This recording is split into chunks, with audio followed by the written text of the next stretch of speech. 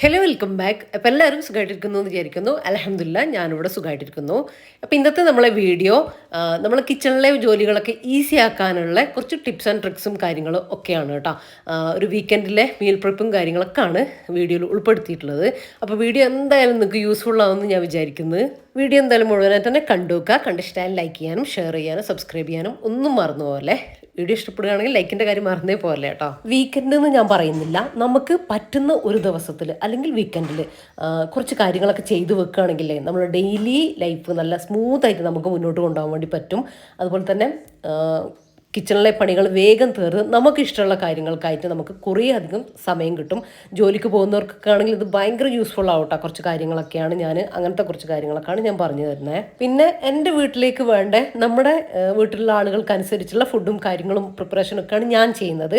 നിങ്ങൾക്ക് എന്തൊക്കെയാണോ നിങ്ങളുടെ വീട്ടിലെ ആവശ്യം അതിനനുസരിച്ച് നിങ്ങൾ ചെയ്തെടുത്താൽ മതി കേട്ടോ. അതാണ് നിങ്ങൾ ചെയ്തു വെക്കേണ്ടത്. ഞാനിപ്പോൾ കുറച്ച് കടല, അതുപോലെ തന്നെ ചെറുപയർ, ഗ്രീൻ പീസ് അല്ല, വൻപയർ, ഇത്രയും ഇന്നലെ രാത്രിയിൽ വെള്ളത്തിലിട്ട് വെച്ചിട്ടുണ്ടായിരുന്നു. അപ്പോൾ ഇത് ഞാൻ രാവിലെയാണ് ചെയ്യുന്നത്. രാവിലെ തൊട്ടുള്ള കുറച്ച് കാര്യങ്ങളാണ് കേട്ടോ.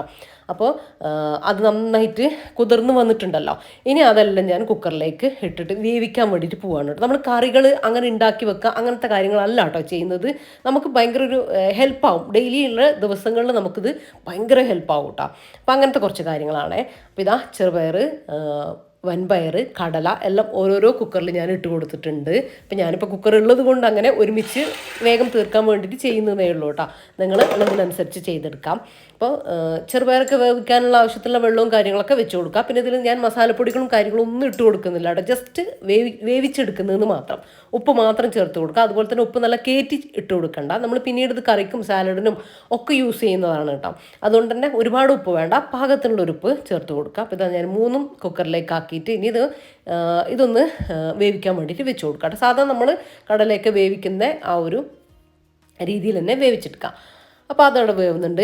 ഇനി ഇതാ നമ്മൾ അടുത്ത പ്രിപ്പറേഷൻ എന്താണെന്ന് വെച്ചാൽ ഞാൻ കുറച്ച് ഇഡ്ഡലിക്കും ദോശക്കും, അതുപോലെ തന്നെ ഇഡ്ഡലിക്കും ദോശക്കും ഞാൻ ഒരേ ബാറ്ററാണ് കേട്ടോ. അതുപോലെ തന്നെ വെള്ളപ്പത്തിനും അരി ഇട്ടിട്ടുണ്ട് കേട്ടോ. ഒരു 5 മണിക്കൂറെങ്കിലും നമ്മൾ അരി കുതിർന്ന് കിട്ടണം.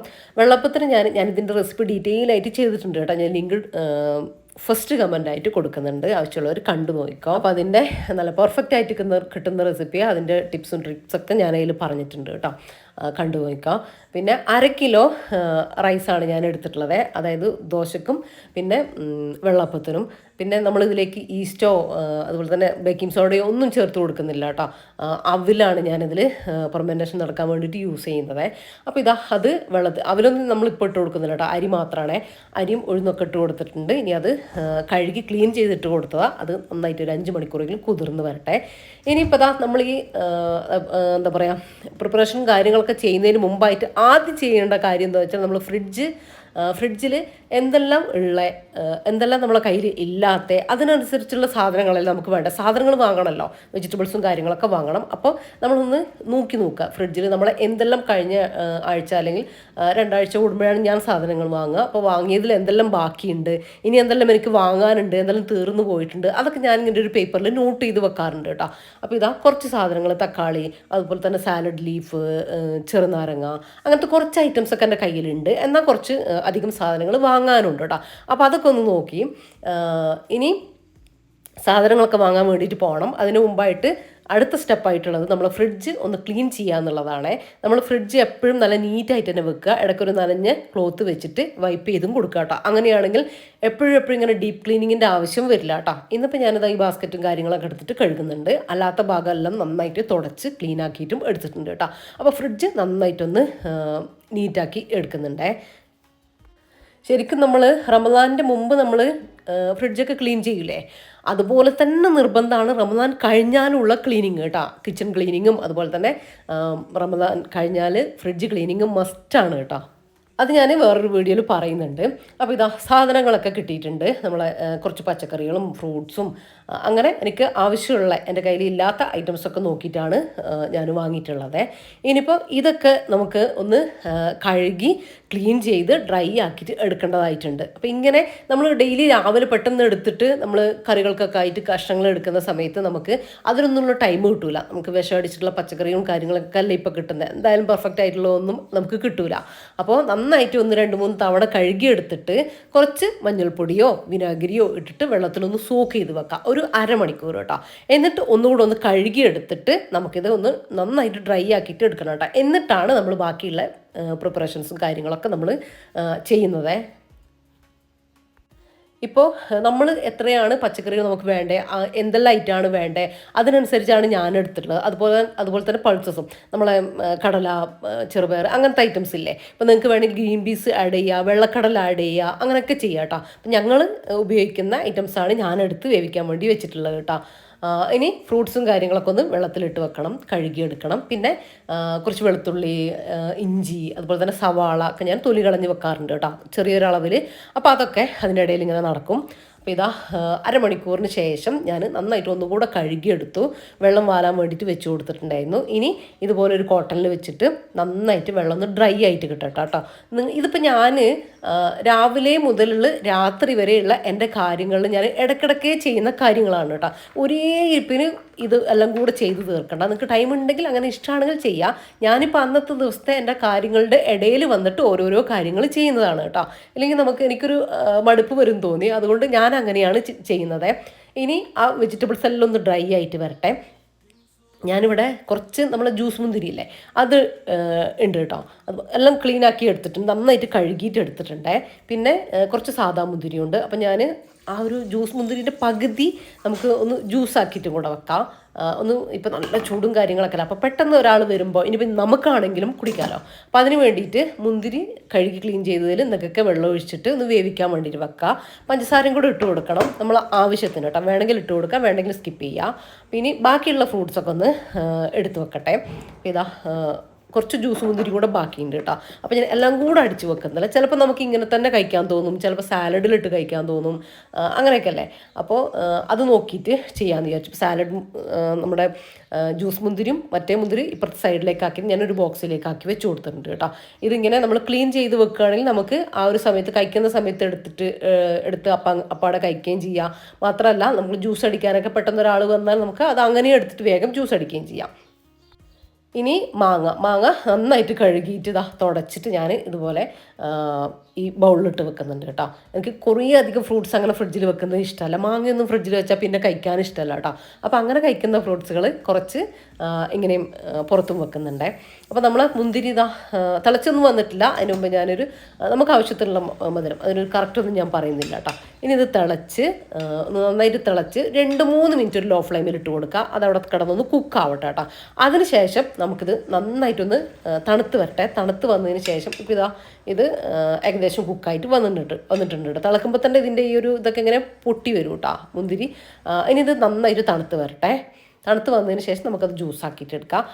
ആ ഒരു സമയം കൊണ്ട് തന്നെ ഞാൻ നമ്മൾ വെജിറ്റബിൾസ് എല്ലാം ഒന്ന് റെഡിയാക്കിയിട്ട് എടുത്തിട്ടുണ്ട്. അപ്പോൾ ഇങ്ങനത്തെ ഒരു ബോക്സിലാണ് കേട്ടോ ഞാനിത് ഇട്ട് വെച്ച്. ഇതിൻ്റെ ലിങ്ക് ഉണ്ടെങ്കിൽ ഞാൻ ഡിസ്ക്രിപ്ഷനിൽ കൊടുക്കാം. എൻ്റെ കയ്യിലുള്ള എല്ലാത്തിൻ്റെ ലിങ്ക് ഉള്ളതിൻ്റെ എല്ലാം ഞാൻ കൊടുക്കാം കേട്ടോ. ചെക്ക് ചെയ്ത് നോക്കാം. ഇത് അടിപൊളി ബോക്സാണ് കേട്ടോ. ഇതിൽ നമ്മൾ വെജിറ്റബിൾസ് വെച്ചാൽ പെട്ടെന്ന് ചീത്തയായി പോകില്ല കേട്ടോ. കാര്യം അതിൻ്റെ അടിയിൽ ആ ഒരു വൈറ്റ് അതുള്ളത് കൊണ്ട് തന്നെ വെള്ളം നിൽക്കൂല അതിൻ്റെ ഇടയിൽ. ഇങ്ങനെ നിൽക്കുമ്പോഴാണല്ലോ പെട്ടെന്ന് ചീഞ്ഞു പോവുക. അപ്പം അതുണ്ടാവില്ല കേട്ടോ. വലിയ റേറ്റും കാര്യങ്ങളൊന്നും ഇതിന് വരുന്നില്ല കേട്ടോ. 6 പീസ് 3 പീസ് ഒക്കെ ആയിട്ട് നമുക്ക് വാങ്ങിക്കാൻ വേണ്ടി കിട്ടുമേ. അപ്പോൾ ഞാൻ പയർ ഒരു ബോക്സിൽ, ബീൻസ് എല്ലാം ക്ലീൻ ആക്കിയിട്ടാണേ വെച്ച് കൊടുത്തിട്ടുള്ളത്. കഴുകിയത് ഒക്കെ, പിന്നെ അതിൻ്റെ നാരൊക്കെ വേസ്റ്റൊക്കെ കളഞ്ഞിട്ട് വെച്ച് കൊടുത്തു. പിന്നെ ബീട്രൂട്ട്, ക്യാരറ്റ്, ഇത് ഞാൻ ഉപ്പേരി വെക്കാനും എടുക്കും. അതുപോലെ തന്നെ നമ്മുടെ ABC ജ്യൂസ് ഇല്ലേ, അതിന് വേണ്ടിയിട്ടും എടുക്കും കേട്ടോ. അത് ആപ്പിൾ ഞാൻ ആ ഒരു സമയത്ത് കട്ട് ചെയ്തിട്ട് കൊടുക്കുക ചെയ്യുക. പിന്നെ ഈ ബീട്രൂട്ട്, ക്യാരറ്റ് ഇതുപോലെ വലുതാക്കി കട്ട് ചെയ്തിട്ട് കൊടുത്ത് ഞാൻ ചോപ്പറിൽ ചോപ്പ് ചെയ്യുക ചെയ്യുക. അപ്പോൾ ആ ഒരു രീതിയിൽ കട്ട് ചെയ്താൽ മതി കേട്ടോ. പിന്നെ ഇത് ആ റോസ് ബൗളിൽ ഒരു മോര് കറിക്കുള്ളത് കട്ട് ചെയ്തിട്ട് കൊടുത്തിട്ടുണ്ട്. പിന്നെ കുറച്ച് അവിയലിനുള്ള കഷ്ണങ്ങൾ, കുറച്ച് സാമ്പാറിനുള്ള കഷ്ണങ്ങൾ കട്ട് ചെയ്തിട്ട് കൊടുത്തിട്ടുണ്ട്. അതൊന്നും ചീത്തയായിട്ടൊന്നും പോകില്ല കേട്ടോ. നമ്മൾ കട്ട് ചെയ്തിട്ടു എന്ന് വിചാരിച്ചിട്ട് നന്നായിട്ട് എയർ ടൈറ്റ് ആയിട്ട് വെക്കണം. പിന്നെ നമ്മൾ ശ്രദ്ധിക്കേണ്ടത് നമ്മൾ വെജിറ്റബിൾസ് കഴുകിയതിന് ശേഷം നന്നായിട്ട് ഡ്രൈ ആവണം കേട്ടോ. നിങ്ങൾക്ക് ടൈം ഇല്ലെങ്കിൽ നിങ്ങൾ രാത്രിയിൽ കഴുകിയിട്ട് ഇങ്ങനെ വിരിച്ചിട്ട് വെച്ചോ, ഡ്രൈ ആക്കാൻ വേണ്ടി വെച്ചോ, എന്നാൽ രാവിലത്തേക്ക് നന്നായിട്ട് ഡ്രൈ ആയിട്ടുണ്ടാവും കേട്ടോ. അങ്ങനെ ആകുമ്പോൾ നല്ലതാണ്. വെള്ളം ഇല്ലയെന്ന് ഉറപ്പ് വരുത്തണേ. അപ്പോൾ ഞാൻ അവിയലിൻ്റെ കഷ്ണങ്ങളുടെ മുകളിൽ എനിക്ക് നാളെ എടുക്കാനുള്ളതല്ല, അതുകൊണ്ട് ഞാനൊരു ടിഷ്യൂ പേപ്പർ വെച്ച് കൊടുക്കുന്നുണ്ട്. ബാക്കി ഒന്നിൻ്റെ മുകളിലും വെച്ച് കൊടുക്കേണ്ട കാര്യമില്ല കേട്ടോ, കേടൊന്നും വരില്ല.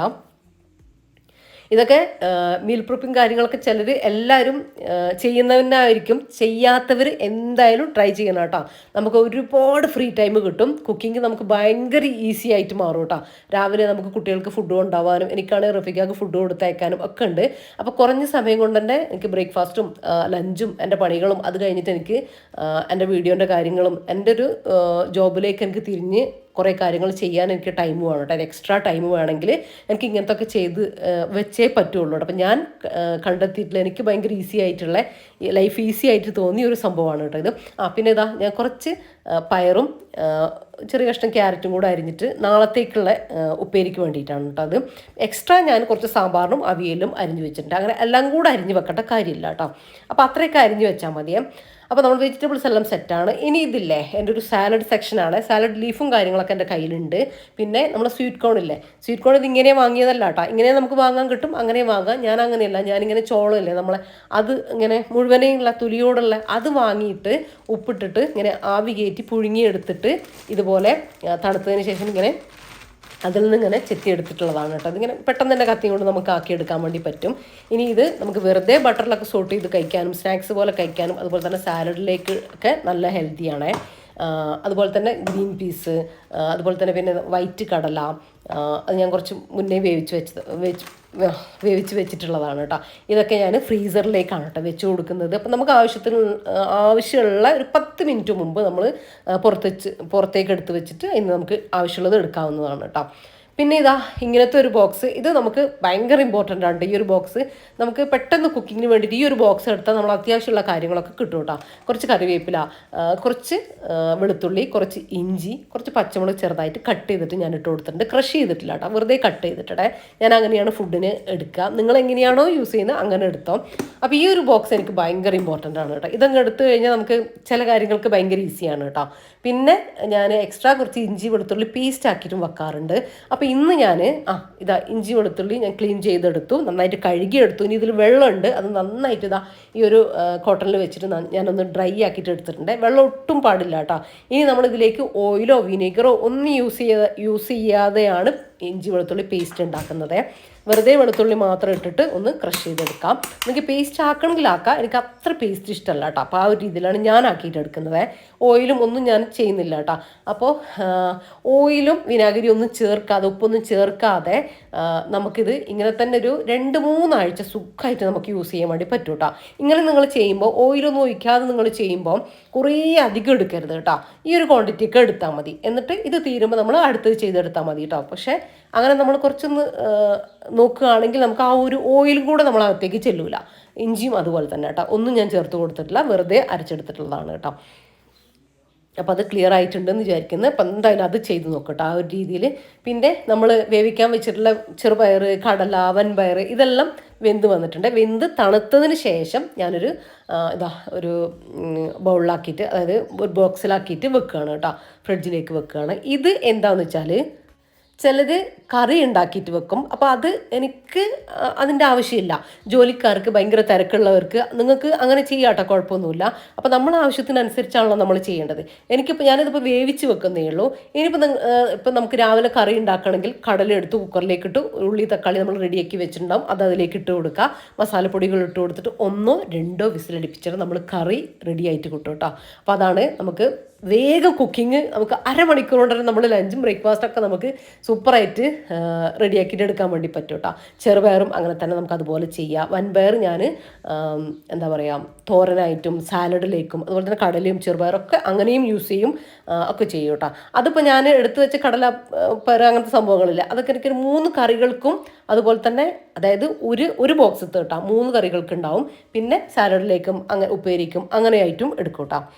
പിന്നെ ഇതാ അതിൻ്റെ കൂടെ നമ്മൾ കുറച്ച് മീനൊക്കെ വാങ്ങിയിട്ടുണ്ടായിരുന്നു. അപ്പോൾ അതും കുറച്ച് സെക്ഷനായിട്ട് തിരിക്കുകയാണ് കേട്ടോ. ഈ ഒരു വരിഞ്ഞ് വെച്ച അയില മീനില്ലേ കഷ്ണങ്ങളാക്കി ഞാൻ ആദ്യം എടുത്തത്, അത് എനിക്ക് നാളത്തേക്കുള്ളതാണേ. പിന്നെ ഇതാ ഇനി ബാക്കിയുള്ളത് ഓരോ ദിവസത്തേക്ക് ഞാൻ തീരുമാനിച്ചിട്ട് അതിങ്ങനെ ഓരോ ബോക്സിലേക്ക് ആക്കിയിട്ട് വെക്കുകയാണ് കേട്ടോ ചെയ്യുന്നത്. കറി വെക്കാൻ, ഫ്രൈ ആക്കാനുള്ളതാണെങ്കിൽ അത് വേറെ, അങ്ങനെ അങ്ങനെ ആക്കിയിട്ട് എടുക്കുകയാണ് കേട്ടോ ചെയ്യുന്നത്. ഇതിപ്പോൾ നിങ്ങൾ ഇങ്ങനെ ചെയ്യുന്നില്ലെങ്കിൽ എനിക്കിത് കുറച്ചുകൂടി ഈസിയാണ്. നിങ്ങൾ ഇങ്ങനെ ചെയ്യുന്നില്ലെങ്കിൽ നിങ്ങൾക്ക് വെറുതെ വെള്ളമൊഴിച്ച് വെച്ചാലും മതി കേട്ടോ. പക്ഷെ നമുക്കിങ്ങനെ എല്ലാം ക്ലീൻ ചെയ്ത് വെക്കുകയാണെങ്കിൽ ഒന്നുകൂടെ നല്ലതല്ലേ.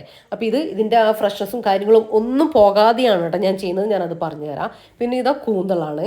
ഇത് 1 കിലോ കൂന്തളുണ്ട് കേട്ടോ. കൂന്തൾ എന്തായാലും ഇവിടെ എല്ലാവർക്കും പെട്ടെന്ന് തീരുട്ട്, എല്ലാവർക്കും ഇഷ്ടം. അപ്പം ഞാൻ അരയാക്കിയിട്ട് ബോക്സിലേക്ക് ആക്കി വെച്ചിട്ടുണ്ട്. പിന്നെ കുറച്ച് ചിക്കൻ ഞാൻ ഇന്നത്തേക്ക് നമുക്ക് ഫ്രൈ ആക്കാൻ വേണ്ടിയിട്ട് കുറച്ച് മാറ്റി വെച്ചിട്ടുണ്ട്.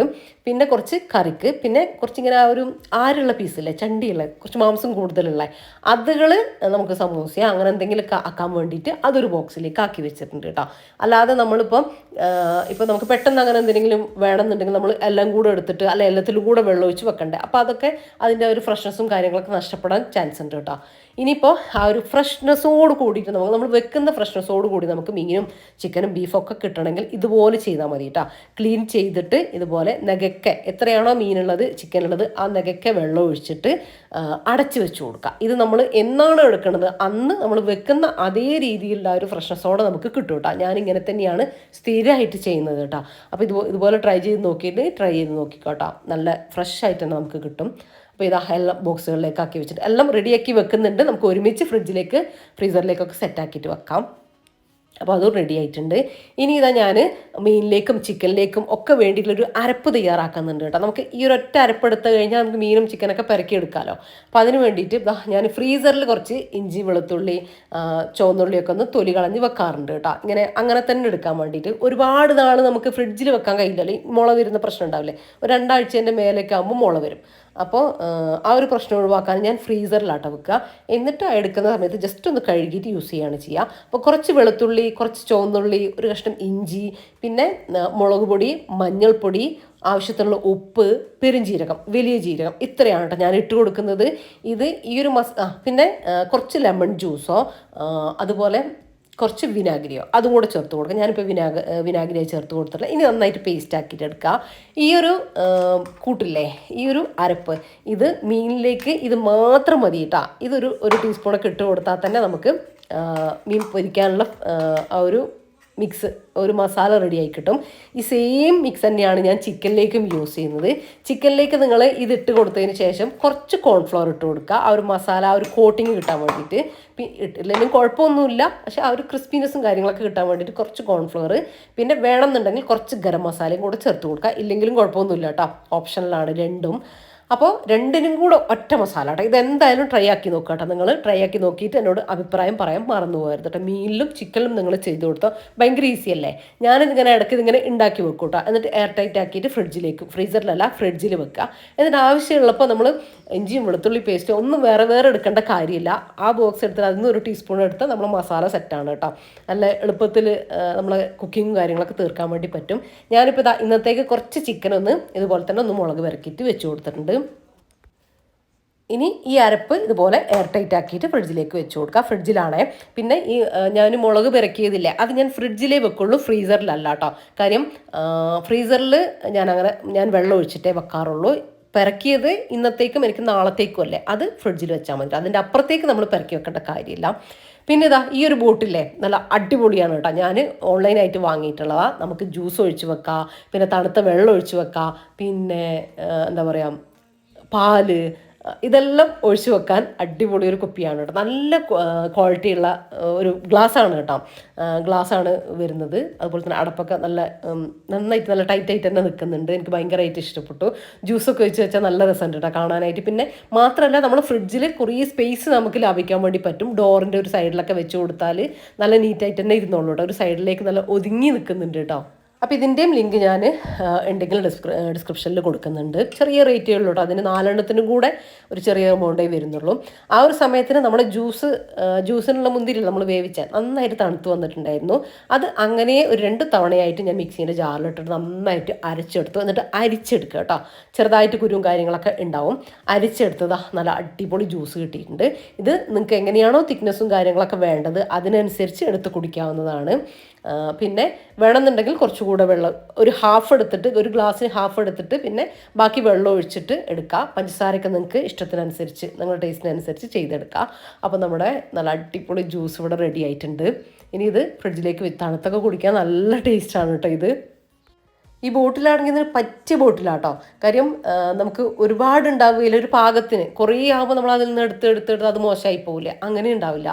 പിന്നെ ഞാൻ അടുത്ത് ചെയ്തു വെക്കുന്നത് തേങ്ങ ചിരകി വെക്കും കേട്ടോ. കുറച്ച് തേങ്ങ, ഇതിപ്പോൾ എനിക്ക് ഞാൻ കുറച്ച് തേങ്ങ വറുത്ത് വെക്കുന്നുണ്ട്, പിന്നെ കുറച്ച് തേങ്ങ ചിരകിയും വെക്കുന്നുണ്ട് കേട്ടോ. തേങ്ങ നമ്മൾ ബോക്സിലേക്ക് ഇട്ട് കൊടുക്കുമ്പോൾ കൈ കൊണ്ട് ഇങ്ങനെ പ്രസ് ചെയ്ത് സ്പൂൺ കൊണ്ട് പ്രസ് ചെയ്തിട്ടൊന്നും ഇടരുത് കേട്ടോ. അപ്പോൾ നമുക്ക് എടുക്കാൻ വേണ്ടി ഭയങ്കര ബുദ്ധിമുട്ടാവും. ഇങ്ങനെ ഇട്ട് കൊടുത്താൽ ഒരു 5 മിനിറ്റ് പുറത്ത് വെക്കും. ഫ്രീസറിലാണ് ഞാൻ വെക്കാറ്. അതെടുത്ത് ഒരു 5 മിനിറ്റ് 10 മിനിറ്റ് പുറത്ത് വെക്കുമ്പോഴത്തേക്കും നമുക്ക് തേങ്ങ നല്ല ഈസി ആയിട്ട് എടുക്കാൻ വേണ്ടി പറ്റുമേ. ഒരു 10 മിനിറ്റ് പുറത്ത് വെച്ചു എന്ന് വിചാരിച്ചിട്ട് കേടൊന്നും വന്നു പോകില്ല, കൈ തട്ടിയെന്ന് വിചാരിച്ചിട്ടും കേട് വരില്ല കേട്ടോ.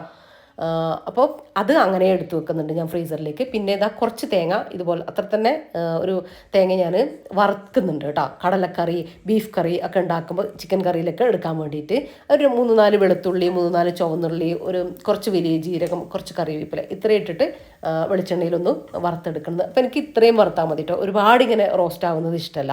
അപ്പോൾ അത് നന്നായിട്ട് തണുത്തതിന് ശേഷം ഒരു ബോക്സിലൊക്കെ ആക്കിയിട്ട് നമുക്ക് പെട്ടെന്ന് യൂസ് ചെയ്യുകയാണെങ്കിൽ ഫ്രിഡ്ജിൽ വെച്ചാൽ മതി. ഇപ്പം ഞാൻ ഇടയ്ക്കിടയ്ക്കല്ലേ മാറ്റിയല്ലേ ഉണ്ടാക്കുക. അപ്പം ഞാൻ ഫ്രീസറിലാണ് കേട്ടോ വെക്കുന്നത് അത്.